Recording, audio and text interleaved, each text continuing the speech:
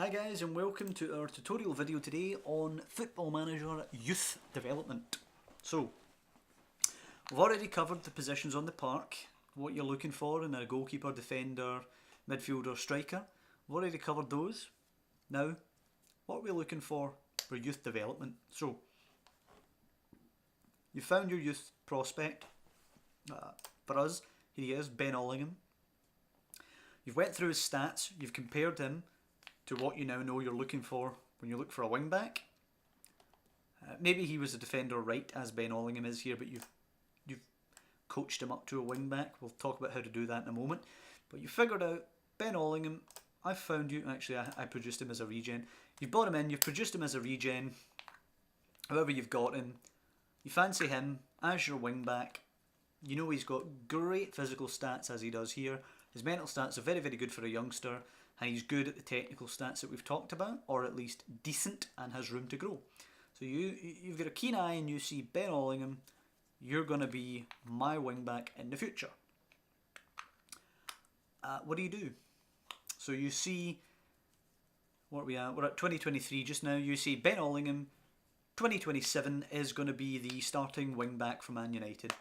How do we get there? What do we do to get him there? So, there's a couple of things we have to talk about. First and foremost, Ben Allingham is 20 years old. So for this example, he's an older youth player. So for like a 17-year-old, for example, we might be a bit more patient and play them down in the youth teams for a little bit of time. But we're going to talk about what to do with an older youth player, and then we'll move on to a younger one. So Ben Allingham at 20 years old, what do we do? How do we bring Ben Allingham up to being a 23-year-old starter for Man United? What do we do over the next 3 seasons or so? So, development, position / role, wing back, on the right, wing back. So I've actually got him training to be a left wing back as well, so he can be a bit more versatile. Left wing back is actually a position I'm going to be needing at Man United in the future, where there's Vlad Paul, who's my right wing back, is barely older than Ben Allingham, so he has more of a chance getting in as a left wing back. But either way, you pick the position you want to train him at. So say, for example, we'll take left wing back, for example. No, do you know what? We'll come to that later. We'll come to retraining later. So we pick right wing back, bang, there he goes. So it's going to train him on all the things, or it's going to focus, I should say, on all the things that go with that position. So you see it's going to focus on corners, dribbling, marking, passing, tackling, concentration, etc, etc. That's what it's going to look at. So you've identified what he needs to be training at. You've trained him up on that position. It's going to make him more comfortable playing that position if he isn't already comfortable. So this additional focus, is that something we want to play with? Sometimes what you'll see, as the dog forces her way into the room, hi dog, sometimes what you'll see here on additional focus, it'll come up with a bit of advice underneath if it thinks he's particularly weak at something that he needs to improve. So we don't have that just now, but what do we think? Do we think he needs to improve something? So our wing back is going to be the main wide man, the main attacking outlet down the right hand side.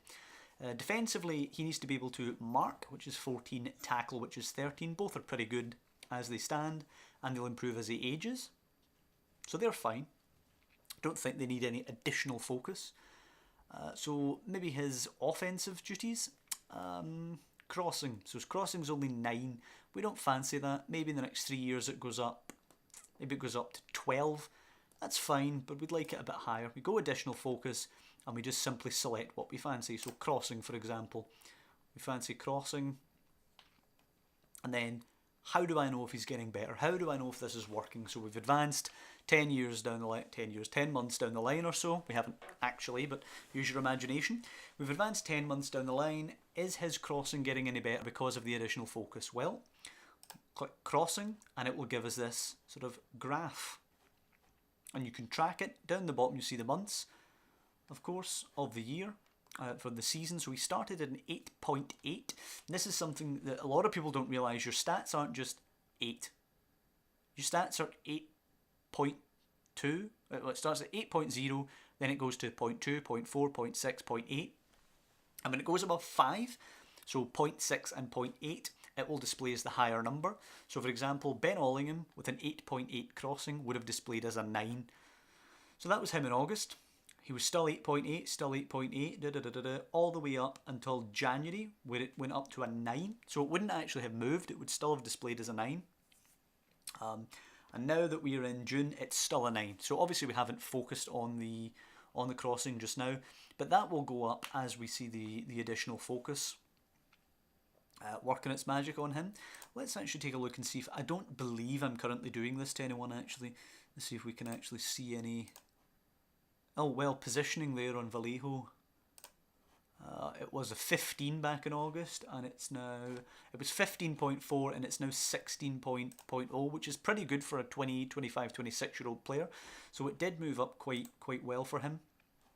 So that's basically just how you would track it. It's going to move more for a younger player, so it's going to move more for Ollingham. So that's us put that into practice, his training. Is that going to work though? Can he just train for 3 years? Obviously not, of course not. So what else do we need to do to get him ready? Well, simple thing we can do, if we feel confident, if we fancy him, if we think, you know what, Ben Ollingham, pretty good, we look at the reports, we see he's behind Fosu Mensah, sort of-ish, but he's quite far behind Moise Vlad Paul. So theoretically, and if we look at the report, actually he's very well suited to Premier League football, with the potential to be a Premier League football right back in the future. So we definitely could throw him in and he'd probably do a job. He's not getting into the side right now because we have Moise Vlad Paul, who if we look at him is another excellent player on the right there. So he's not getting in because of him.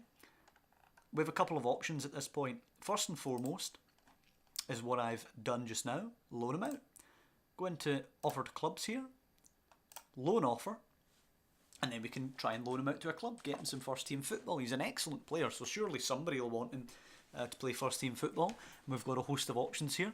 We can exclude some players for this. So for example, we can exclude rivals, so it wouldn't offer him to Man City, or we can exclude foreign clubs, so it would keep him in the Premier League. We can include domestic clubs, so I don't want him playing in England, I want him going abroad, or clubs outside top divisions. So for example, that would stop Championship sides bidding for him. So we want to exclude foreign clubs and clubs outside top divisions, and that will only allow Premier League clubs to bid for him because we want him getting Premier League experience, for example. We can pick that. We can also pick a specific club to propose to. So we could go here, for example, we quite like the youth development ethos at Ajax, for example. So there we go, Ajax in Holland, okay, and it comes up with Ajax down here, so we can propose specifically to Ajax. So we can certainly do that if we wished, but what we're going to do just now, go down to the details here. Playing monthly fee, not interested in that just now, or used fee, not interested in that. His wage, for example, you can put his wage to 100%, so 24 grand. I think he's definitely worth 24 grand a week. Go over here, how long for? Month, 2 month, end of season, end of next season, so we want him going somewhere for 2 years maybe. Squad status, of course, youngster, he won't get played. Why would you do that? Well, one of the reasons you could do that, so for example, if you are, and you see this in Italy, if you've ever been Juventus and they've had some rotten youth players on loan from some third division team and you've wondered why that happens, it's only theoretical, it's only a theory. Well, that was a dog yawn. I don't know if you picked that up, but she must be tired. Yeah, so I think what happens there is they get to use the training facilities. So if I was a really lowly side and I wanted to loan somebody out purely to let my player get the youth of the training facilities, I could do that. I don't think it works very well. I don't think the game's particularly designed to do that, but that's my guess as to why Juventus have some of those players on loan. Hot prospect, probably the same. Back up in rotation, again, I don't like that. If I'm loaning a player out, I want minimum first team, and I always pick key player when I'm offering them out. Now, I can go into preferred position, I can go right back, but I don't want him there. I want him being a wing back, because I play a wing back. Or I could just pick none. I could just say, you know what, I don't mind if he plays as just a standard right back. Maybe his development of the wing back role will falter a little bit, but I much prefer him to just get game time. I can teach him the position when he comes back. So I don't care what position they play him in. They're always going to play him in a position he's comfortable with. He's not going to be, they're not going to stick him up front or anything. Loan options can be played in cup matches, can be recalled. I don't really care about cup matches. A reason to not do that, incidentally, would be maybe we loan him out to Manchester City, or Manchester City, maybe we loan him out to Spurs or something like that. And we don't want him playing in cup matches because we perhaps want to give him to Tottenham until January. Get him 6 months experience, call him back, and then see what we can do with him. If we don't let him play in cup matches, we can play him in cup matches. So if he went to Spurs, Spurs play him in the FA Cup, we recall him in January, we can't play him in the FA Cup because he's already played in it for Spurs. Or you just leave it if you don't mind, which we won't mind just now. Can be recalled, of course, because for all we know, Vlad Paul breaks his leg, we need to bring Ben back to be the key man. So we leave that too. We can also add in can play against own team, which will allow us, when we go to White Hart Lane, we'll come up against him. If we don't put that in, then he'll be ineligible to play against ourselves, which of course we want to do. Some countries don't let you do that.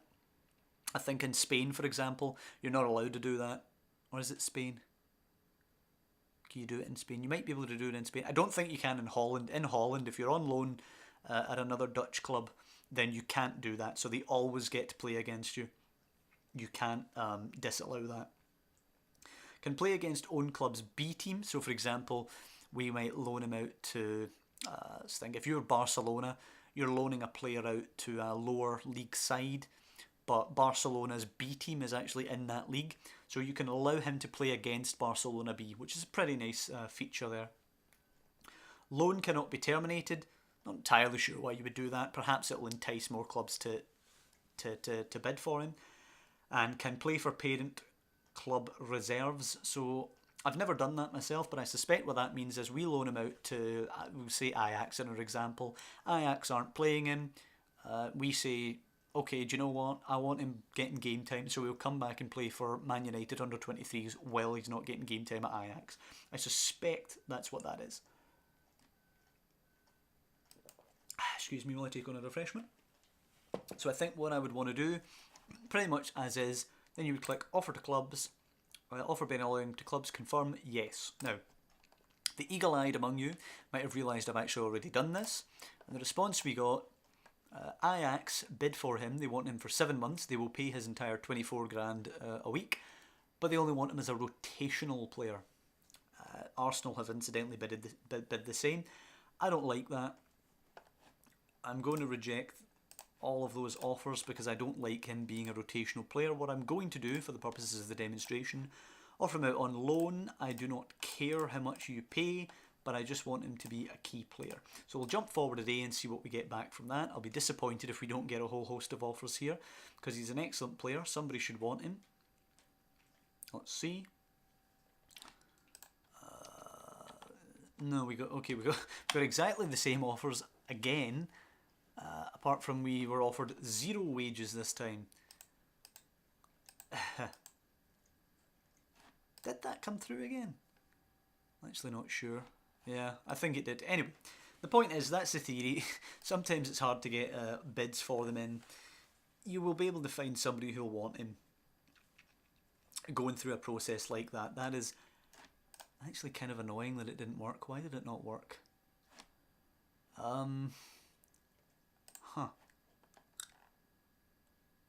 Why did that not work? Ben Ollingham, offer to clubs, loan. We'll say first team this time rather than key player. We got the bids from Arsenal and Ajax again. Alright, a little disappointing, but you see what kind of thing would happen. It would come in and some of them would say first team or valuable player or something like that. And that's what you're hoping for. So that's the idea about sending them out on loan. A little annoyed that it didn't work there, but sometimes it is a strange game. Although it is in June just now. A lot of teams won't actually be able to put a bid in until the Premier League window opens. Actually, do you know what I'm going to do? I'm going to actually go forward just now to then, and then I'm going to loan them out again so you can see how it actually works when it works properly. Because a player like that, he will attract a good offer. There's no way he doesn't attract a good offer. An excellent player. He'll go out and he'll get game time. And that's the important thing. He's not going to get game time for us at Manchester United just now. So we want him going out there and playing games. So he's going to develop, getting game time for them. Over the next 3 years, we'll do something like this. We're not obviously I'm not going to show you that just now, but that's how it will happen. He'll get game time rather than sitting here on the bench, maybe getting 45 minutes or so. He'll go to another club as a key player, get game time and develop as a footballer. And that's pretty much one of the key tools that you have as the players start to age, get a bit older, perhaps are 19, 20 years old, and can actually justify a place in one of these sides. So I mentioned earlier that perhaps it's a bit different for a 17-year-old, and I'm going to show you that as well. Oh God, it's saving now. I would edit this a little bit. And some of you who watch the gameplay videos will see that I don't do a lot of editing. And I think the problem when you do a lot of editing, I did in my earlier videos, the production values, pardon me, were a little bit crappy on those videos, but a lot of editing, I always think, takes away the legitimacy of the product. So for example, if I was to edit this out just now, this little break that we've got here, and then it was to come back and I say, oh look here guys, we've got 35 offers all offering him as a key player, it's suspect. I think, how many times did you try that before you got those offers? So I don't like to do that. It's like when I have a gap, when I'm doing my Chelsea playthrough and I have a gap between games, I don't edit out the gap because it takes away a bit of the legitimacy. It shows that I'm just playing the game. Because I'm not going to accuse anybody of cheating, but I think there's people who cheat. I think some people do exceptionally well and we don't see any other gameplay in between the matches, and to me it just screams of you've played the match about 100 times until you got the response that you wanted. So we actually have a loan of, well, here we go. Perfect. Joe Clark. How old is Joe Clark? 22 years of age. My God, we've got a perfect example. Now, if I'd have edited this, it would have looked suspect. However, bloody hell, he's a good player, isn't he? So Joe Clark is a 22-year-old striker. I didn't offer him out, actually, but if we had gone through the process of offering him out, this is what the offer would look like when it came in. So Watford, who play in the Premier League, offer him to loan him to the end of the season, 100% of wages when playing, and 100% when unused. So for example, you can kind of carrot and stick teams to play your guys by. So for example, Joe Clark, you get away, you can only pay him 20% of his wages when you play him, or 100% if you don't. So what's his wage? 31 grand. So if you don't play him 100, you see what I'm saying? That would encourage them to play him. They've got a financial incentive then to actually use your player. But they want him to be a valuable first team member, which is a key player, as a striker. So if we go into view offer, it shows us it in the language that we've seen on the offering screen. So we see 100%, 31 grand a week, key player, striker, till the end of the season, can play in cup matches, can be recalled. Now we have the offer to just accept this and he'll go away to Watford, continue his development. Or we can faff about, we can ask them, oh no, we want 40 grand or 60 grand, depending on if he plays or whatever. We can suggest that. They find that's acceptable. So we're going to get 40 grand a month when he plays, 60 grand a month when he doesn't. We accept that and away he goes to Watford. So that pretty much rounds it up for what you would do with older youngsters, if that makes sense. You could also just, as do with Ben Olling, just stick him in, just play him. He'll develop a lot better if you just play the guy.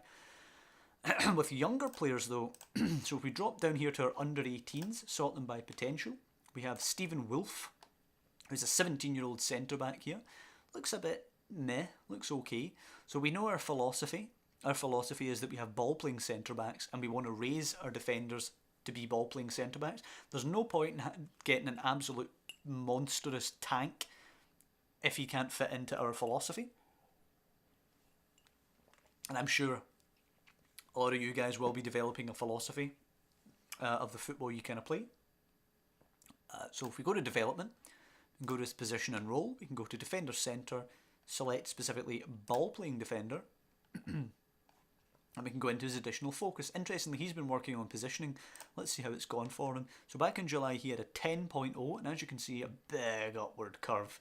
He now has a 12.2 over the course of a season. That's a huge increase. So that just shows you the potency of that additional focus training. So what do we have here? Heading is 10. That's okay. It'll go up itself. Marking 15 is excellent when you're 17. Tackling 14 likewise. How have they been going up? Marking went from 13.8 to 15. So very good development. You can see how you get in doing youth development to using these graphs. Clicking on his abilities, 7.8 went up to 8.6 on his dribbling, which is actually pretty damn good. So you can see how the graph is helpful to track how they're coming along. So something that he has a problem with here, passing is only 7. So that's what our additional focus is going to be, passing. First touch is 8. I think by itself that could possibly reach kind of a 10 or 11. His passing only being 7. That has to go up by 4 points before it gets to an 11. Ideally it would be a 12 or higher, so we really need to work on his passing. Everything else is kind of going to go as is. He's not going to go out on loan because he's only a young player. He's 17. He was out on loan last year actually at Dagenham and Redbridge. He played lots of games in League 2, which helped his development, of course.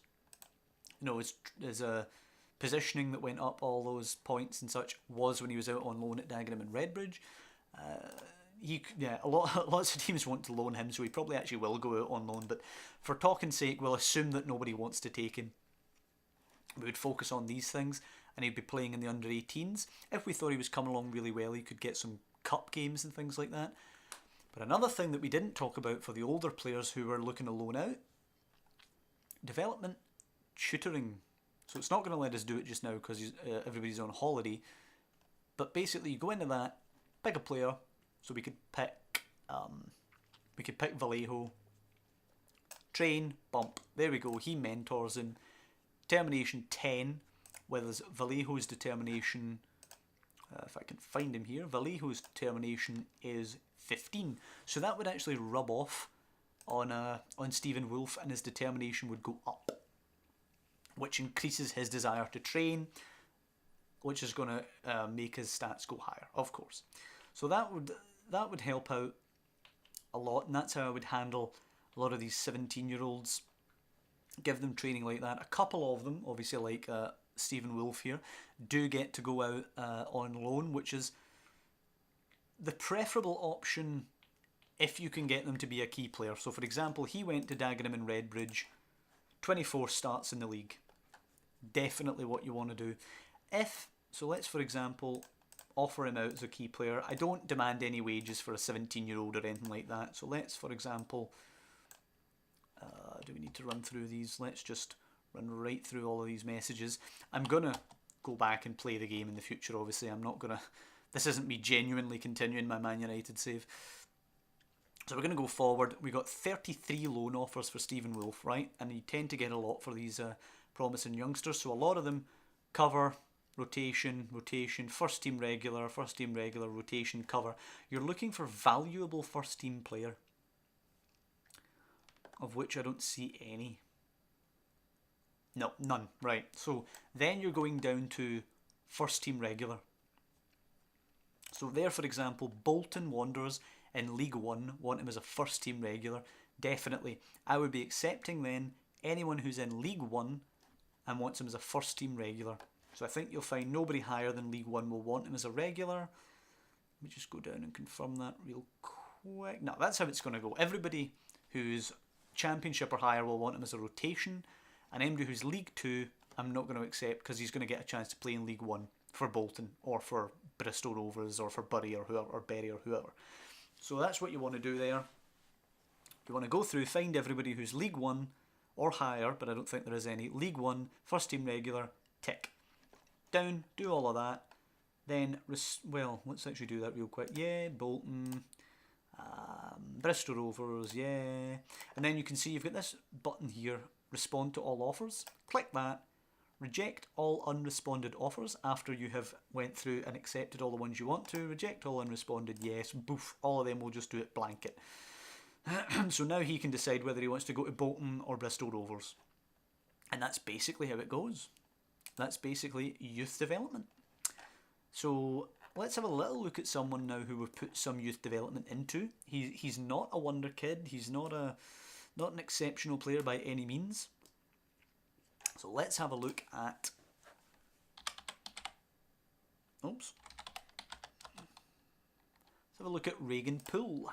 Now, we have a little look at Regan Poole here, and he looks a decent player. Who wants to buy him, interestingly? A couple of clubs want to loan him. Anyway, I digress. Ball-playing defender is his best role. He has 11 for first touch, 11 for passing, 12 heading, 13 marking, 12 tackling, 12 technique, so a decent ball player. Look at his mental stats though. Competent mental stats all round. Good defender. Jumping reach is only 10, he's only 178 centimetres. So he really is more of a ball player than a defender. But he's a good player. Competent at passing the ball around at the back, perhaps. You know, playing at Man United, let's look at his history here. Playing at Man United, he was the weak link in a good back three. So I played him, as you can see, 10 games there, 16 there, 14, 15. Played him quite a bit. When I went to Porto, I actually took him with me. He got a 7.26, played 24 games, and was a key man as I won the league with Porto. Then I actually purchased him for Napoli, take him there and won the league. He only starts 10 games and has 11 off the bench, but he was a good player in that side. The AI took him on loan to Lazio. He started 31 games and was absolutely atrocious, but that's AI management for you. So that's Regan Poole. I did a lot of these tricks. I didn't send him out on loan, but I trained him on specific attributes, and I played him in games to see how good we could get him. Now let's take a little bit of a comparison here. We're about to round out this video, but I want to show you, I've loaded up a new Manchester United, there's my little guy there. I've loaded up a new Man United save here. We jump into this real quick and we can see how Regan Poole starts out. If we can, God, where is he? Damn it, where did he go? There he is, Regan Poole. Oh, I've got him in the first team. So his first touch is only 10, his passing is only 10, technique only 11, tackling 10, marking is 11, which is pretty good, heading 9, and all of those mental stats are pretty poor. They're okay, but nothing better than that. And central defender is his best role rather than ball playing. So you can see how he improved with the management there. He's not a brilliant player necessarily, but he ended up becoming a pretty good player because we put some work into him. So other players who have more potential are going to get better. It's pretty much just the way that it goes. You put the training into them, you track their training, you send them out on loan, you give them game time in your first team, and that's how it goes. Real quickly, just to show before we round this out, development, another thing you might say, you come across, well, let's actually use Regan Poole. I don't necessarily think he's a brilliant centre-back because he's too short. But we've seen how his mental stats could develop, so I fancy his mental stats developing well. He's got pretty decent physical stats. First touch and passing, we could see them improve. I fancy him as a midfielder. So we can go to our drop down here. Midfield centre, he's competent at it, but they don't actually need to be. You can train them up for other things, but say we just fancy him as a generic bog standard central midfielder. So there's a couple of things he's going to need to improve here. Finishing, for example, is 6, but we don't care about how many goals he gets, perhaps. Ditto with his long shots. First touch, heading, marking, passing, tackling, all the stats which he can improve. So we could possibly make a decent central midfielder. But what are we going to do? How are we going to make sure he gets that? Well, what we could do, we could go to transfer, offer to clubs, loan, and we could... Oh no, we can't. We can't tell them to make him a central midfielder yet. We would need to train him up in that position, and we'd need to give him some game time in that position. He comes up there, so we would need to play him there for a bit, and eventually he would do well there. A couple of you may have noticed, just to prove this actually works, and I'm not just spouting nonsense, and actually to prove that you can turn a player, I think it was United, you can turn a player who has been something completely different into whatever you want him to be. So for example, oh God, it saved on holiday, didn't it? For example, Right wing back, Anthony Martial. So Martial, when you start the game, can play, I believe he can play left mid, left attacking mid, right mid and striker. So I made him a right wing back, a defender. He's now accomplished in that position, right? So if you look at the stats necessary, okay, his tackling is 5. His tackling is atrocious, but I don't really need to defend that much as United. 15 technique, marking 3, again atrocious. 13 passing's okay. Good first touch, dribbling, crossing. All the mental stats pretty good. All the physical stats pretty good. So it's easy to say, okay, you've made him a right wing back and it says that he can do right wing back now, but does it work? Well, let's look at his history. I started this experiment in season 1. He played 31 games and got 11 goals. That wasn't my season, that was the real season. I started this in season 1, 16-17. 14 appearances, 11 off the bench, with 4 goals, 7 assists. So he didn't play that much as a regular because he was really trying to get the position down. Season 2, 15 starts, 16 off the bench, 4 goals, 4 assists. Again, still trying to learn the position. Season 3, 22 starts, 9 goals, 4 assists. And then you can see as it goes up, 28, 2 goals, 10 assists. Last season, 14, 13 off the bench, 9 goals. So you can see how it does work. I mean, look at his averages as well. His averages are crazy, well above the 7s. I think that 7.8, 7.9, I think those seasons were when he was playing under Carlo Ancelotti when I went away. But so you can see how it definitely works. Retraining Martial to do that, and the reason I did that, because as you can see I'm not playing any wide players and I'm only playing one striker, and I wanted that to be Marcus Rashford. So the only way I could fit Martial in, I figured, was to make him one of these wing backs. I didn't want to sell him. I tried to fit him in as a wing back, and I think it worked pretty well. That's not youth development, but it can be. You know, you get a youth player who thinks he's a striker but he has all the stats to be a great ball winning midfielder or something. You can change them. So that's the youth development episode. I was just kind of spitballing in this one, so the structure's a little bit all over the place, but I hope you guys have enjoyed it either way. As I always say, if you liked the video and you pop down below and leave a like, that'd be much appreciated. And if there's anything I didn't mention or anything you want to add, or perhaps something you didn't quite understand, maybe I glossed over it or forgot to mention it at all, you can leave that down below in the comments and I will certainly endeavour to respond. So thanks for that, guys, and next time I'm going to be talking about scouting.